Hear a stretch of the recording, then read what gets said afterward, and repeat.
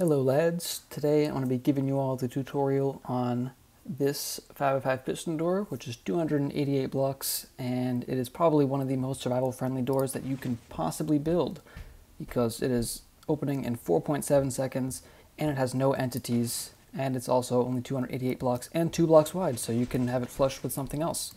So I'll just show it from the back here because you can see all the pistons.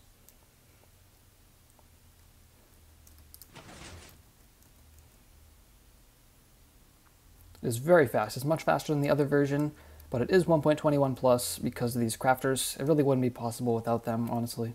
Well, there's also one up here that you can't see. Anyway, so I'm going to be doing two different tutorials here. One of them for people who just want to build the door for survival, and another one for more advanced people who actually want to know how it works. Don't know how well this is going to go. It's kind of an experiment, but if you all like it, leave a comment, and I'll do more of these if it's very well received. Anyway, so if you want to hear the explanation and the nitty-gritty, you can skip to this timestamp on the screen. If not, I'm just going to show you all how to build this. Alright, so you want to get things started with a 9 by 2 by 16 area, and you want to dig 6 blocks down. So your floor level will be right here, and you need your space. I'm leaving one gap above this glass, is where the wiring's going to start. So dig down 6 blocks if you don't want to do that. Anyway, since I am going to leave my floor level right here, you want to have your door frame in the middle, so not there. So you want to leave one block to either side and then just make your 5x5 frame. No reason to leave any blocks out because a lot of the door blocks actually have to be solid anyway. So now for the layout, let's start with the bottom. You're going to want a double piston extender of all sticky pistons. And then on this side of the door, so if you're like facing the layout side, you want a double extender right here, and then another storage piston right underneath it, like so. Place your door blocks in there. And on the other side, you want 4 storage pistons, kind of in a zigzag pattern like this, and then fill all your blocks in like so. I want to add 5 side pistons to either side, like that. And then on the opposite side of this double extender, you want to add a double extender on the top. And then on this side, you're going to add 2 storage. And you don't need another storage on that other side. So you want this. And then finally, you want to place the triple piston extender like so. So now, we're going to get started with the input. So grab an observer right here and go around to the top right of the triple. And then place an observer facing down. This is going to be your input, so you can either put a lever on this, or if you're hooking it up to somewhere else, you want to use like a rail or something, I don't know. But for now, just make it a lever. You can always change it later. You'll have to wait approximately 5 seconds after you replace it, because you'll have to use the door every single time you want to replace something, but that's beside the point.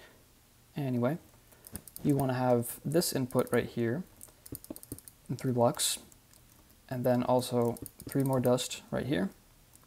We're going to have a slab like so. And then we're going to go down onto a hopper like this, and then place an observer like so. And now out from this, you want to place an observer going toward this hopper. Then you want to grab 2 droppers, and you want to place them going into each other like so. And you want to fill up this dropper with one kind of item, and fill up this dropper with a different kind of item. So these droppers will always fail when they try to go into each other like so, and that just kind of makes it so they don't make a clicking sound. And ever since the pistons were made quieter, that clicking sound is much more annoying. Anyway, observer facing down out from this dropper into this dust on top of the hopper, and now you're going to have a piston facing downwards right here, and place a dust on top of that.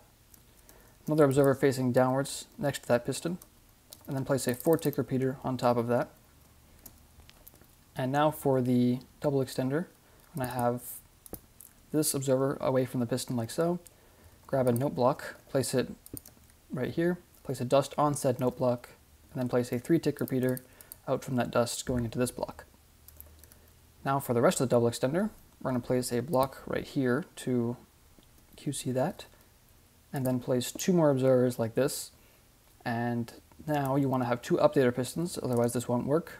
one normal piston facing downwards at this level, and then one normal piston facing across right here next to that hopper underneath the observer. So that is the double piston extender storage done, and also part of the triple extender. Now for this side, we're going to have two observers running out in the other direction. Place an observer right here facing into this redstone.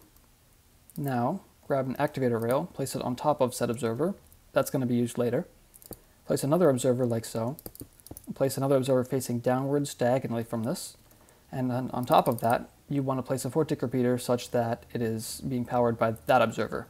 And this observer gets detected by, that 4-tick repeater gets detected by said observer that you place it on. And now you want to place a note block right here. And then to power this piston, we're going to grab another half slab, just somewhere. There it is. Place it right here. Grab a target block, place it right here. Then grab another note block and place it here to update this. And then out from this note block, you want to place two observers going into this piston right here. And then have an observer facing upwards right here, and then place a redstone lamp, which they move to the bottom of the creative inventory. And out from this redstone lamp, place an observer right here, and then place a dropper facing upwards, diagonal from this, and then a hopper like so. And you want to place 3 items in this. It can be any item. It just has to be any item. Sticks, doesn't matter. Place a comparator on top of this sticky piston right here, and then grab a crafter. And then you can place an observer out from said crafter. And now what you want to do is place an observer right here, so this dust gets redirected into that piston, and the face will be on this side. And then place a 3-tick repeater like so. And now you can actually test your top circuit. It should be completely functional. So it will do that. It'll just kind of leave it there, but the bottom will push it up, so it's all good.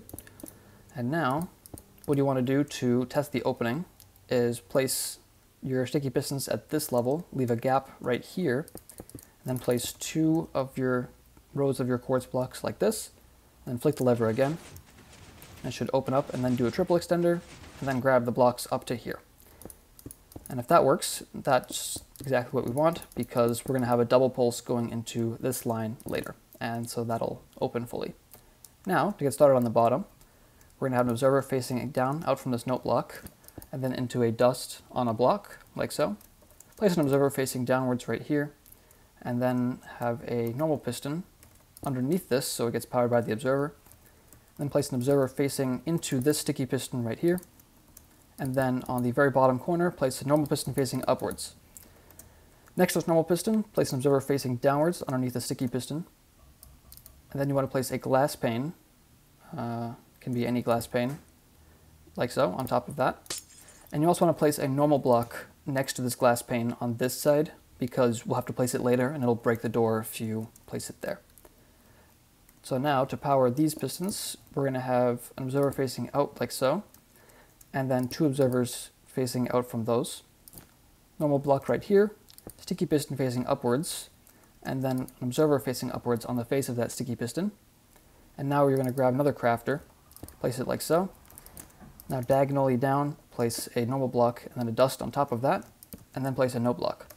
And then place 3 observers detecting all 3 of those, facing upwards into these floor blocks. These floor blocks have to be solid as well.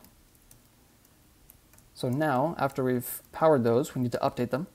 So how we're going to be doing this is place a sticky piston right here that is going to be grabbing this thing that's part of the double extender, and then place an observer facing outwards from here, underneath this stack here, and place an observer with its face this way, and it's powering this direction, and then place a dust on top of this, and this dust will update those pistons. Next, we're going to do this side of the storage. So we're going to place a block right here next to this crafter diagonally, place a dust on that, and then place an observer facing downwards, and then on top of that observer facing downwards, place a 4-tick repeater, and then you want to place another observer facing downwards next to that, and another 4-tick repeater. So then you're going to place a block right here, and then a note block underneath to update that piston. Place a dust on this observer next to this sticky piston, and we want to redirect this dust with a 1-tick repeater facing this way so it doesn't power that piston.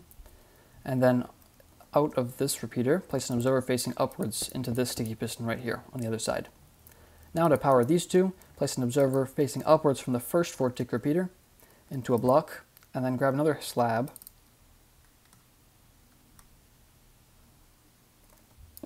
and then place a dust on this slab. And that way it'll power this piston, but not that one. So now moving on to this double piston extender, we're going to have 3 observers, one of them facing out from this piston right here, and then the next facing back toward the back of the door, and then one more facing the same direction as the first. And then you want to have a lamp, redstone lamp, like so, and then an observer facing out from that redstone lamp, and then into a sticky piston facing upwards. Place an observer facing to the left on that sticky piston, and then place a block in front of that observer, and then a 3-tick repeater, and then place an observer facing upwards out from that 3-tick repeater. On top of this observer right here, you want to grab a sand or concrete powder or any gravity block. I'm going to use gray concrete powder because it works best. And then place a block up into the side like this, and then place an observer like so. And that way you don't have to break a block right here to spam that, and it'll push out. If you do that, just make sure you fix everything in this line. Next, since this piston is getting powered, we actually need an obsidian right here, or any other immovable object like a furnace. And now to power this front piston, we're going to have a hopper facing downwards right here. It's very important that it's facing downwards like this. And then place a 3-tick repeater out from this note block. And then place a null observer facing upwards into this block right here. And you'll have 4 in a row like that. Next, we're going to have a observer facing toward this one, next to this gray block right here. It's kind of facing diagonally out from this hopper. It's not detecting the hopper, but it's under it. And then you want to place 2 activator rails like this, and so they form a line, like you could run a minecart through the door. And then place 2 observers facing upwards into a dust right here that is next to this sticky piston. So that'll do the double extender. And now to actually power both of the double extenders for the main stack right here, we're going to have a sticky piston right here underneath this second part of the rail. Observer facing upwards next to this redstone lamp. You want a dropper facing up right here. Place any item in that.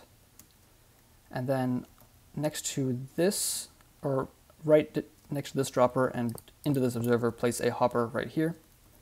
And then place a comparator out from this hopper that goes into this wool right here. And then on the back side of the door, you want to place 1 more observer facing this direction into the sticky piston. Next, to toggle the double extender and send the signal up the side, we're just going to have a normal block right here, 1-tick repeater out from that observer, observer facing upwards out from that, and then a sticky piston facing upwards. And then you want to grab a lightning rod and then place it next to this dust so it redirects this dust into the block. And then on top of this lightning rod, you're going to be detecting it with an observer, and then a normal block and dust to power those side pistons, then another observer facing upwards and just a dust on top of that observer. Next to this slab, you want to place a sticky piston facing upwards so it gets powered through that block. And then you want to place an observer facing upwards next to this note block away from this sticky piston. You want to break this dust right here, and then place an observer facing upwards on top of this so it kind of goes in a line like that. And that should be your entire door done. Hopefully that was a pretty painless process.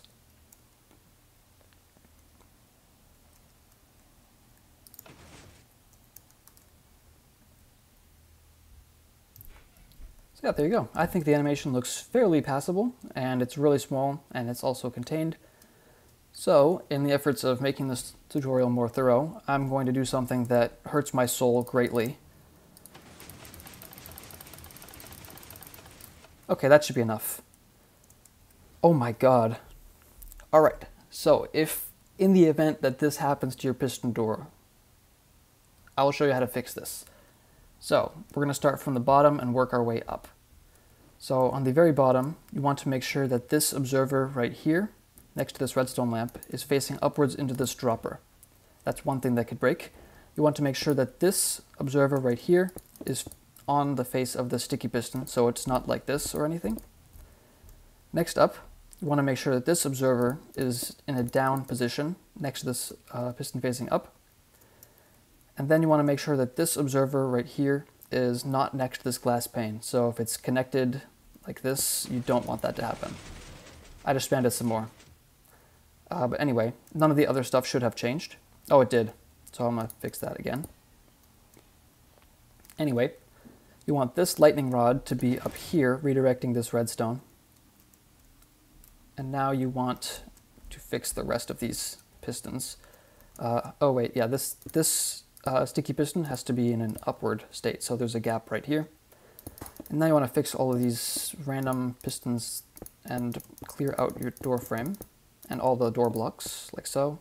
And this thing got pushed over, so make sure you can replace this observer facing downwards, replace this sticky piston, and if things got pushed out here, place a double extender like this, then place your normal pistons back, so you make this sort of layout again. Clear out some more space, replace your door blocks like so. Replace all of these side pistons blocks like so. Next, you want to make sure that this thing doesn't get pushed out, so it should be here, leaving an air gap underneath this target.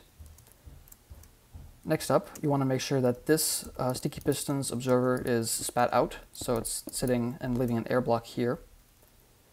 Next, you want to fill up these blocks if they're not there already. And then another thing you want to do is make this double extender right here. If it gets pushed out, you want to fix that. And then you want to fill in your door blocks like so, and then fill in your triple piston extender like this. And I believe that's it for fixing the rest of this door. So after that is completed, you can flick it. It should be in an open state right now. Then your door should be fully functional once again.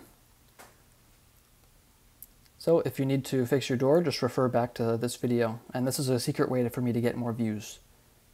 Anyhow, I'm going to move on to the explanation portion now, and we're going to dive into how this thing actually works. Alright fellas, since this is the explanation, I already built the layout because we don't need to explain the layout. It's just the layout invented by Megatech in like 2017 or something.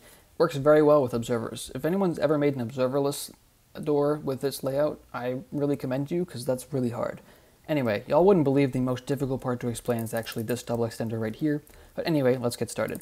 So first off, when this door was first being made, you have an issue because you can't have an input like this, right? Because normally in a 351.5, you just spit out these blocks or pull them back in, and it kind of toggles the state of them, and that's kind of how it works. But that's not really an option here. So instead, the plan that I devised was having the closing spit out these pistons like so. So when I give a double pulse, it will actually retract these pistons up and then retract the blocks up next. And then on the closing, you can see it will just spit out these pistons like so, and then it will grab them back. And so that is effectively the way to toggle the position of these blocks. And that can be done with just kind of like toggling the last pulse. So on the closing, you want to have a single, and then the opening, you have a double. It takes a little bit more space, but I was able to fit it in the top, and so that was kind of the only way forward. Anyway, so the reasoning behind this input is basically just because there was no better place to have it. It's because there's no real way to access both sides of the top circuit unless you have the input right here, and plus the first pulse has to power this line anyway, so it's kind of like a win-win. Tried to move it from here at some point, but it is not easy. Anyway, let's just keep going. I'm going to place two crafters here because I don't care. It's effectively the same. I'm going to have, you know, this funny triple circuit, which is very sketch at best. So there's this hopper and then this thing. And the reason why it's so weird like this is because we need to send pulses here at like a 3-tick interval, basically. So if you run a 3-tick repeater, just ignore that observer for now. Anyway, so if you run a 3-tick repeater into this thing, it will do things considering when these things are spat out. And also this block has to be away for specific reasons. I'll explain that in 1 second. So you can see we'll do, I don't have an updater piston. I'm sorry for being silly. Let's just grab this observer. Boom. Anyway, so you can see we'll do that. And then when this thing pulls these up, it'll actually kind of do that. That's exactly the state you want it to leave it in. So this is pretty much just like a perfect kind of circuit. And also this doesn't interfere with the closing because this observer will turn on after this one turns off. So these pistons will be grabbing these ones and starting to retract before this line even powers. So it can't do that. Anyway, moving on. I don't know how that quad works. Oh wait, I was supposed to explain why this thing doesn't work when you have blocks here on the closing. And it's actually for a very funny reason. It's because the blocks in front of these will still be moving when these pistons get placed. And so if I slow down the game, I probably don't want to slow it down that much. Just wait for this thing to happen. You can see when these get placed, these these blocks kind of prevent the piston from extending for one additional game tick, which is kind of the deciding factor in whether or not they get pushed back up. As you can see, these pistons do a 2 game tick pulse, so they kind of shove these pistons down, and these only arrive after 2 game ticks, but in a different tick phase, so effectively 3 game ticks. I have no pause on for game speed, so it looks like 3 game ticks. So that's why it kind of breaks on the closing, because these pistons are simply too slow. Because when these place, they would normally get just updated by themselves to start extending and would do a 3 game tick pulse. But unfortunately, they get updated to a 3 game tick pulse 1 game tick later by these blocks arriving, which kind of sucks, but oh well. It doesn't actually have to work on the closing, so I just kind of was like, nah, whatever. It's kind of ugly, but... And it also kind of comes into play later when you want to actually close the bottom part of the doors. You have to avoid this thing spamming, which is kind of annoying, because that wasn't a problem in the original one because the bottom was so slow, but now it is a problem in this one, and the bottom actually blocks the last spam pulse from the top, which is kind of crazy. I'm not sure how that can get much faster, because the top would have to be seriously redesigned if you want to make this thing faster. Anyhow, let's just make this double extender. The way this works is just because effectively in some other previous versions of doors you would have the full double extender happen minus the last pulse on the closing. That's not really efficient, so effectively what you can do is just do a long pulse here, short pulse here, and then short pulse here, and that will work on both edges. So see, long pulse here, short pulse here, short pulse here. Ignore that piston, that's not necessary.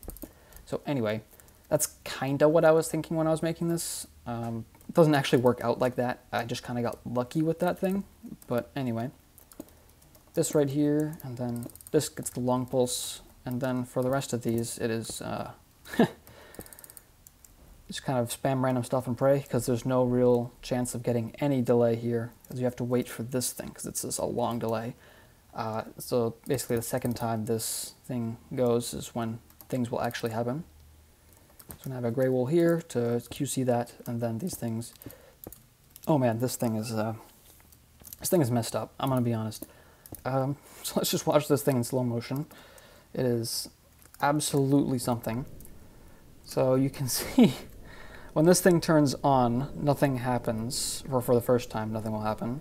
Hello, yes. So nothing happens, and then on the second one, we have this piston extending, right? And it will spit that out, which isn't that important. But then this pulse happens again, and you can see this piston will start to extend once again because it finishes the retraction 1 game tick after this thing turns on. And then the second piston over here turns on after this observer turns off, which updates this piston to turn off, which wouldn't happen normally, and this piston will then do a 1 game tick pulse because of that. If this updater was not here, this piston would do a 3 game tick pulse, and then this one would also do a 3 game tick pulse.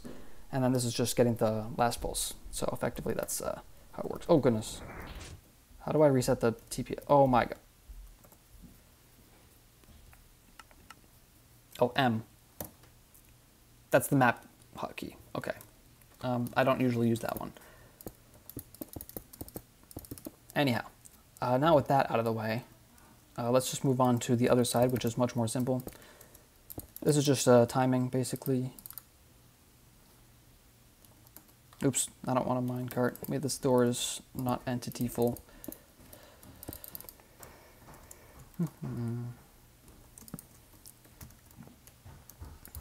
Oh, this thing got shoved. Cool. Bro, I literally CBA to find stone slabs. Even tough brick slabs. Don't care. Anyway. We're going to have a turret here, and the reason why we're having this and not just a dust line is because the animation's cleaner with this. There's really no difference besides cosmetic. And this is just a normal, 2-piston cycle. And I had to redesign the top to not have this kind of thing. for two reasons. One, the closing would be too slow because on the closing, this will pulse twice, but on the opening, only once. So this dropper will get hella spammed on the closing, which causes this triple extender to be a slower circuit overall, which is not good. And that'll lock the bottom. And the second reason is, we'll get to it later, but when these pistons are extended, we need this column to be immovable because this piston hella spams when this double extender is going, like during the opening. It's not a problem on the closing because there's no block there, but we need the movable to be there. And there's no movable possibility to be here when you have this observer facing upwards. So we're just going to change this to give 3 pulses to a dropper like this. Let's put 3 items in. I think it has to be 3. I'm not 100% sure if it can be 2 or whatever, but whatever. This thing here, and then since we don't have enough room for a lamp and whatnot, observer lamp, we're just going to do this instead. It's effectively, it's a little slower than using a lamp right here, but it's effectively just the same. Anyway, so that is the top done now. This also leaves enough time for the thing to happen, so yeah. It's a pretty fair amount. And also bonus features that these retractions are actually synchronized, I believe. Bro, I'm so bad. Oh my. Anyhow, moving on, we're just gonna take this signal down. There's not really any thought to this process. This observer being here is actually really convenient because it allows you to access these 2 pistons without having to, you know, you get the signal through still. And just a small consolation prize, you need an obsidian here, but this space isn't that useful anyway. And also you could just have like an obsidian here for a solid block or whatnot, and then they effectively do the same. Whatever. Oh wait, I actually have to place it, you know. Anyway, so before when we had an entity, it was very easy to get 2 pulses with a long distance apart from them because, you know, you just have a plate that triggers twice and then pulls an observer back up. So it's like 20 ticks around about, maybe a little more, maybe 22. But still, that was pretty much the right timing because the other extender circuit was really slow. But this one will be faster. I think this is actually the first 288 Block 5 to not use that funny dropper click thing. So like this thing with the lamp right here. This is a pretty useful circuit, but unfortunately it's too slow, and also it clicks the dropper like 80,000 times. Anyway, the reason why this is going to be an observer is because we need this thing to power here, and that's just a way to get this pulse for free, basically.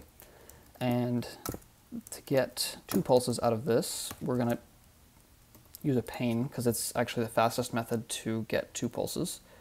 Because if we just put like a dropper here or something, one, it would be a dropper click. Well, we could silence it, but... And then second off, this piston pushing would be a little bit later. I mean, I guess also this thing pushing down is an extra 1 tick faster, so less input delay, I guess. Unless you place a piston here. I guess you could place piston here. Wait, hold on, we're editing this on the fly. That's the exact same, and then we just subtract 1 tick from this repeater. So we're just going to do that because I think it's cooler. And so that's the curse of redstone, is basically you'll improve something 80 million times after you post it. But in this case it's not, because I caught it while I was actually posting the door. Because uncontained glass pane is like cringe or something, I don't know. It's like on the very low level of redstone skill issues, but it's still there. Anyway, so this thing is actually kind of cool, and also I can kind of do this now. You can see it gives a very small 0 tick to this line that doesn't power any of the pistons in any location or direction. But it does actually power the observers out of it. So the only thing we have to do now is update these at the right time, and they'll do a 2 game tick pulse. And the scheduling for this is kind of annoying because we have 0 room to get this, but this is working just fine because this will give a double pulse when this pulls back in.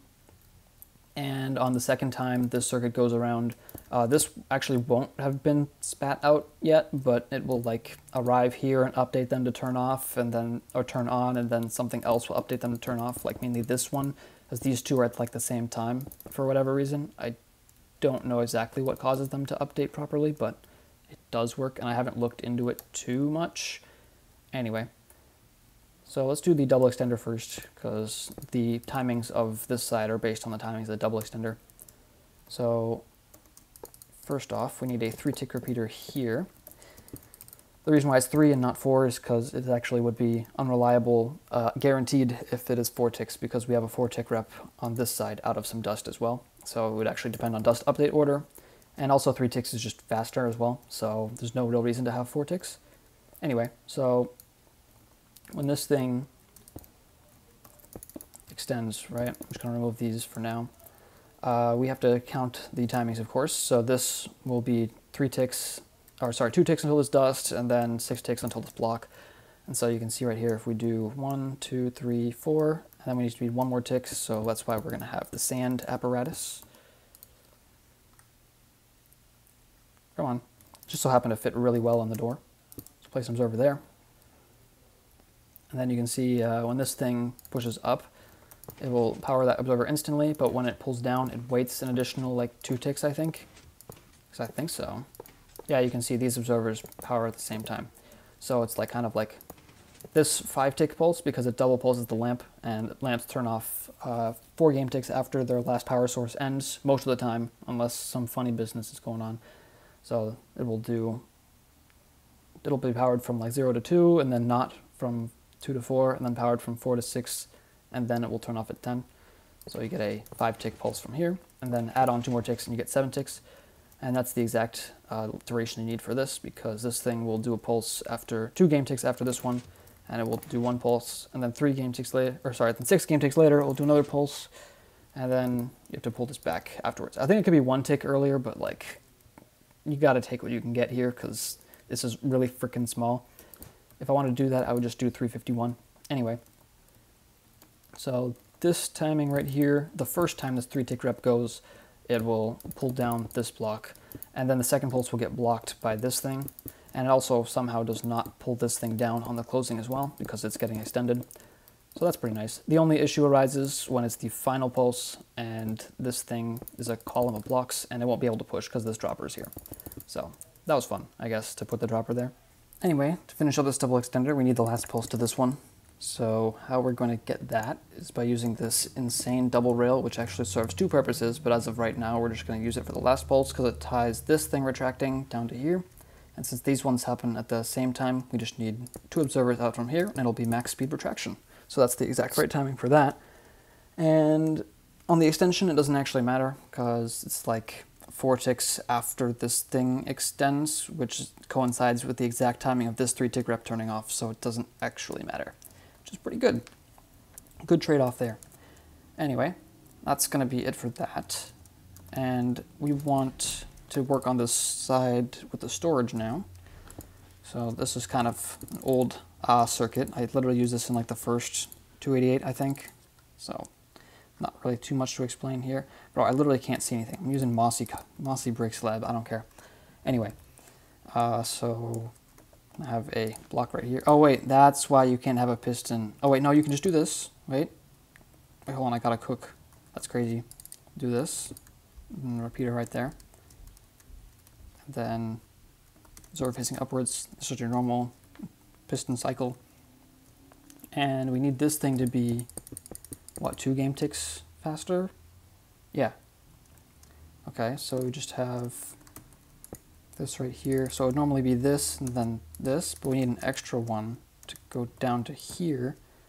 So that would go like this, and then it has to be 1 tick like that. So that should be the exact same timing. And that'll also be funnier, I guess. It'll be the exact same, because, yeah. Oh wait, no, it's subtracting 1 tick. Oh wait, I have to put 1 more. Yeah, there we go. It's not exactly that. It's only 1 tick slower, because, yeah. Anyway, that should be fine.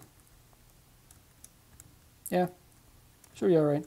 And also, it's just the right speed, because this thing will retract, and then basically 2 ticks later, these ones will extend as well. And this thing doesn't have any reset time, unlike the other one, so you can just kind of rapid fire it. This piston is going to get spammed as kind of like an afterthought with an observer here, but aside from this, we're just going to deal with the double extender first, because everything else we have is in place. So how we're going to get this double extender is we're going to be using this double rail, and it's going to update a piston right here from above, which is kind of crazy. It's like the only place you can have this, and also it's at a reasonable speed. Like, yeah, I can probably be like 2 ticks faster, but get real, this is 288 blocks and no entities. This is the smallest entityless 5x5 piston door. Like what? Anyway, dropper here, because that's just how you do it. Then we're going to have a piston right here, or sorry, a hopper right here. And place an item in here. And then this just so happens to spam this at the right time in conjunction with this thing activating to update these pistons into a 2 game tick pulse. And also this is just barely fast enough if you like count the ticks, right? So when this thing powers through this hopper, this piston arrives after 3 game ticks, and since this also takes, oh sorry, after 6 game ticks, and since this also takes like 6, it's fine, and the pistons are synchronized. Like this piston pushes up just in time to get this back for the double extender. So yeah, there's that, I guess. Then finally, this observer already here, this is like the only place where you can fit the toggle. And how we're actually toggling this double extender in the first place is by just redirecting this dust, because if you have like a redirector right here, such as a lightning rod, it just won't power this piston, and it will just spam this block instead. And effectively it's the same as this, because this already spams this block anyway, so if it works, it will work. Then just move this, and I don't think there's actually any other block here that works besides a lightning rod. So yeah, don't worry about it, it doesn't get struck by lightning, because this block above it is solid. There's also one more, but like whatever. Anyway, so we're just gonna run this up here, and then simply have the toggle between, goodness, and then simply have the toggle between 1 and 2 pulses, like so. And that is everything. And it just so happens that it's almost synchronized, because this lightning rod being pulled down takes longer than getting it pushed up, and same thing with this observer getting pulled down versus pushed up. So it's effectively like a 2-tick differential, so it like almost syncs itself just by complete accident.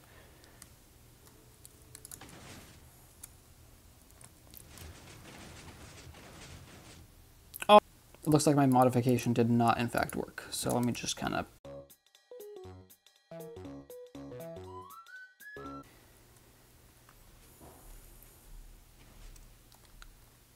I mean, it looks pretty good to me. I didn't see it on the other edge, so. Yeah, there we go. So, let's just watch this thing in slow motion, I guess, because it's entertaining, I suppose. So you can see this piston getting pulled down, updates these with the second pulse of the dust. And then this piston will push back 1 tick after this one. And the first pulse gets blocked. Then you can see this piston moves its block, and then just repeat the same circuit again. And this piston goes back up the rail, toggling that piston, and then the dropper circuit happens. You can see this piston spamming.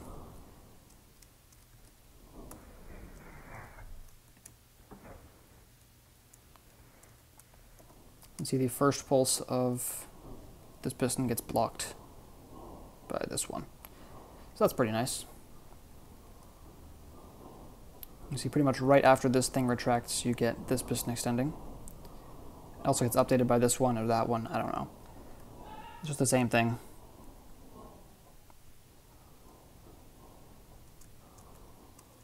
And they're 1 game tick off sync. Like, it'd be cool if they were synchronized, but just like, don't look too close, and then it looks perfectly fine.